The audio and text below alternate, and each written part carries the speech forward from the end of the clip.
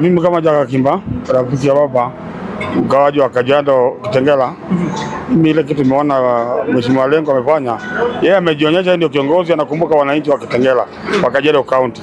Amekuja akalaunch hii kitu, amelaunch ni kitu ya itasaidia wanasoko, ni kitu mpya hatujaiona, ameleta mabadiliko mpya ambapo haiko. Sasa sisi tunasema Lengo kama anafanya kazi, nani kama yeye?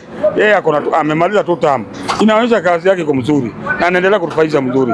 Sisi tuko na yeye na sasa tunaendelea, yeye aendelee na kufanya maendeleo na alete ingine kama hii, aipeleke pande nyingine, apeleke Ngong, apeleke wapi, iwe ni Kajiado, tuko sawa na kimaendeleo ipande mbele. Na mimi nimeshukuru sana Lengo.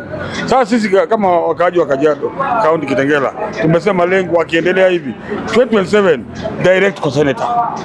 Tuko hapa leo kuona kwa macho maendeleo ile imeletwa hapa na watu wa Turkey. Tumepatana na watu wa Turkey, wametuletea maendeleo hapa, inaitwa food storage. Yaani chakula itakuwa inawekwa hapa, watu wa soko ndio hii hapa next. Chakula itakuwa inawekwa hapa. Kuna chakula itakuwa inaharibika.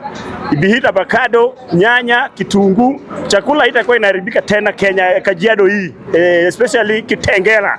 Sasa Kitengela tuliwaambia tutataka kukaa maisha London. Ndio hii tumefika London.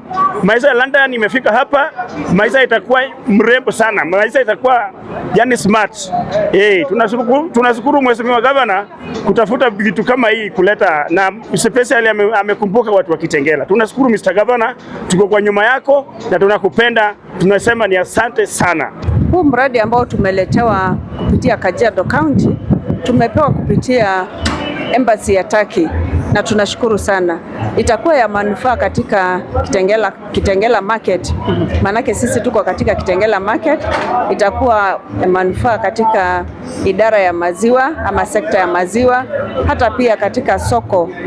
Manake itakuwa inahifadhi chakula zetu na maziwa yetu isipate kuharibika. Kwa wakati mwingi tulikuwa tunapata spoilage kubwa, ni kwa sababu ya kukosa hifadhi mzuri. Hizi chumba zinaitwa cold rooms. Katika Kiswahili inaitwa chumba baridi, ambayo inahifadhi vitu zikiwa baridi na inahifadhi kwa wakati mrefu, ambayo itaweza ngoja soko ya kesho. Naam.